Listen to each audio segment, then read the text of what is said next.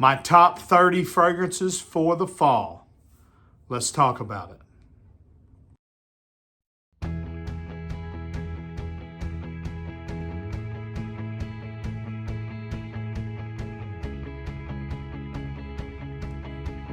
Hey friends, John here from Proverbs 27:9 Fragrances.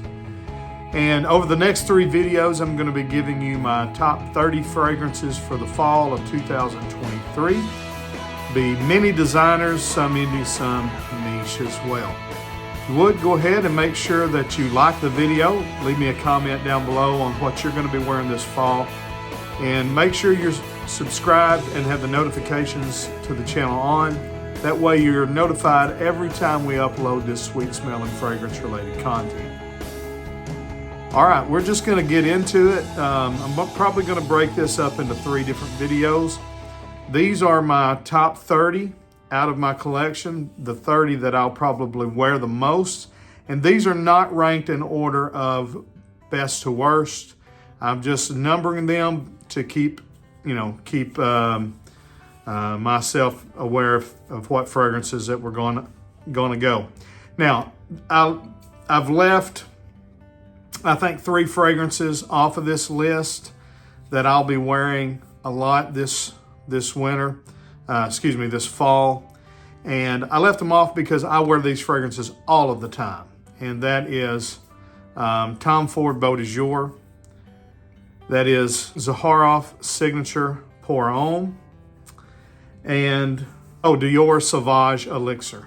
I wear those 3 fragrances a lot, and so I didn't list them on here because I'm going to come out with my favorite signature scent video here in the next couple weeks, and those 3, spoiler alert, will be on there. So, all right, just going to get started, and I'm going to label them from 30 down to 1, but this is not an order of ranking of best smelling. I've kind of mixed in my favorites throughout all of them. All right, so number 30, Dolce & Gabbana, the One, and you could use the EDT or the EDP here. I chose the EDP for this video. They basically do the same thing. They're kind of dark and ambery, a little boozy, a lot of resins. So this is a great date night fragrance. It gets a lot of compliments. To me, it doesn't smell like what you would think a great compliment pulling fragrance is, but it really does. In the air, it smells great. Again, dark, kind of ambery, and lots of just tobacco and booze and things of that nature. Not a lot of zing, a lot of zest, a lot of citruses. Number 29, a fragrance that I think is very similar to that one, but I honestly like this one a little bit more, and it's Bentley for Men Intense. This one to me has a little bit of a brighter nature to it, and so I prefer this one to that, but these 2 fragrances do very close to the same thing. Boozy, ambery. This one, again, a little brighter, a little more lift off the skin. All right, 29, 28 here. A classic, Dior Homme. This is the EDT. I think this is a 2017 bottle.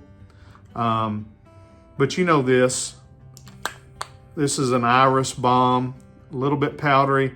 It's got that lipsticky, waxy vibe to it.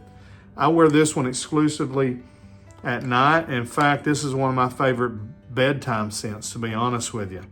It works really good at the office too. Probably going to be on my signature scent list, but I don't wear it near as much as the 3 I mentioned earlier. One that I do wear a lot, and there's probably 2, maybe 3 of this line on this list. I think 2 for this one. I saved the 3rd one for the winter list, but from the House of Guerlain, L'Homme Ideal. And this is the EDT. I grabbed this one because it was closer than the other one that's going to be on this list. But honestly, this one gets the least amount of love from this line, and I think it's probably the best The EDP is also going to be on this list, spoiler alert, and it is the one that gets way more love. I prefer this one to the EDP, although I love both of them. I've never smelled a fragrance from this line that I didn't love. I get the cherry in this one. Cherry, almond, leather, woods. If you've not bought this because it don't get the hype, you're really missing out. I think this is a 10 out of 10 fragrance. All right, 26. Another underrated house, much like Guerlain, much like Caron. This is from the house of Lalique. And maybe underrated is not the right word, just undervalued, undersold. Always going to get a high quality fragrance at a great price on discounters. Lalique White and Black. It has that Parfums de Marly Layton DNA to it. I think it's probably honestly just as good as Layton. I've had Layton and Layton Exclusive. I sold those, I kept this. So value-wise, it's a no-brainer. It's not going to give you quite the performance that Layton does. Projection, it projects great. You will get projection. It won't last as long. But it does give you good sillage, good scent bubble. I think it's fantastic fragrance there. All right. I'm sorry, I don't have my paper in front of me, so I'm having to count these down. I think this is number 25. And from the house of Bottega Veneta, Pour Homme Parfum. This one's by far the absolute best of this line. I've had I think it's Extreme, and I've had the EDT. A lot of people love the EDT. If you love the EDT, this will blow your mind. Deep woods. I've described this, lots of leather. I've described this as you're standing in the middle of an evergreen forest wearing a black leather jacket. There's, again, I describe it this way too. The EDT version of this is like watching standard definition. This is like watching 8K Ultra. It's just so much more bright, so much more vibrant, so much more punch. This is a absolutely fantastic fragrance. 24 spot, 24, 23, 20, yeah. All right, a house that doesn't get much love in these videos, and a fragrance that you don't hear much about, but it's from the house of Yup. It's Homme Eau de Parfum. Where is this fragrance? It keeps that Yup Homme DNA, but it is much more natural. It doesn't have that sickly synthetic opening. So if you like Mont Blanc Individuel, if you like Creed, I think it's Santal, original Santal, it's got that kind of raspberry note. Yup did it, I believe, first before any of them. It's one of the biggest selling fragrances in the world, but people talk about how synthetic it smells. The Eau de Parfum takes that away, adds some great, it's sweet, but it's not sickly sweet. It adds some nice resins, some nice woods. There's a much more woody base here.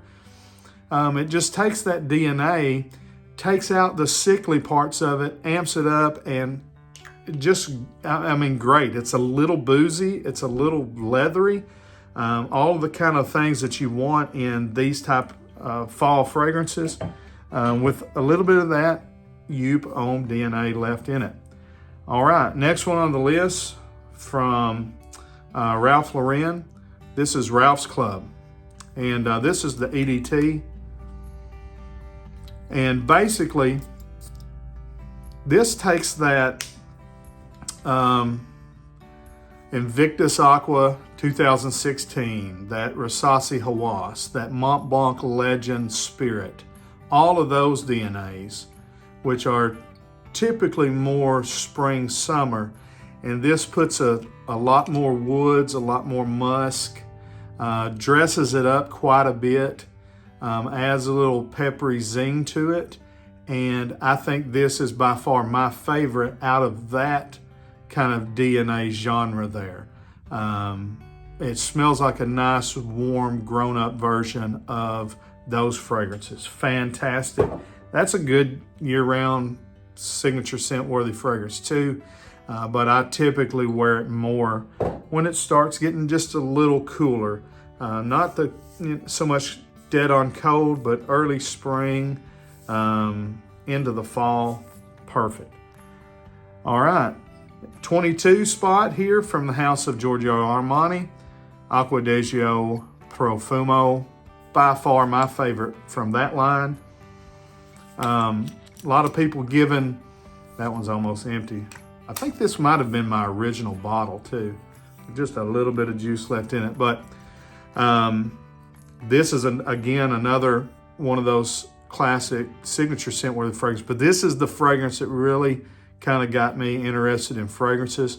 I've said it before, but I went on a double date, me and my wife, my best friend, his wife, and it was wintertime, and I could smell his fragrance, and I said, "Hey man, what are you wearing? You smell great." He said, "Well, I'm wearing Acqua di Gio," and he was wearing the original. And I said, I may get a bottle of that. And he said, "Well, don't get this one. He called it black. Get Acqua di Gio black." He said, "I smelled it at Dillard's and it was better, and I'm gonna get a bottle of it." I got it, and from there, I wound up getting Tom Ford Grey Vetiver and Guerlain Vetiver. I just got into the genre, into the community.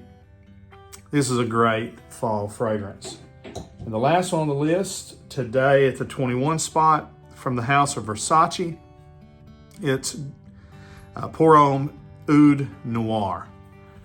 This has a little bit of a sweet and almost somewhat fruity nuance to the oud. Lots of woods. When you get an oud fragrance, you're looking at a deep woody fragrance, but this is a very wearable, very compliment pulling type of oud fragrance that you can get in for not a whole lot of money. But again, this fragrance smells great, deep woods. I don't know what that fruity nuance is. I've looked at the note breakdown and it doesn't really, have any kind of fruits in it that I can remember. But there's just a kind of a nutty, fruity, sweet quality on top of all those nice, dense woods. This is a fantastic fall fragrance. All right, stay tuned for the next video. We'll be doing 20 through 11. And then after that, we'll have the final one, 10 down to 1. Again, not really based on how great they are. It's just these are my 30 fragrances. I'll plan on wearing all of them this fall. Tell me what you're going to be wearing.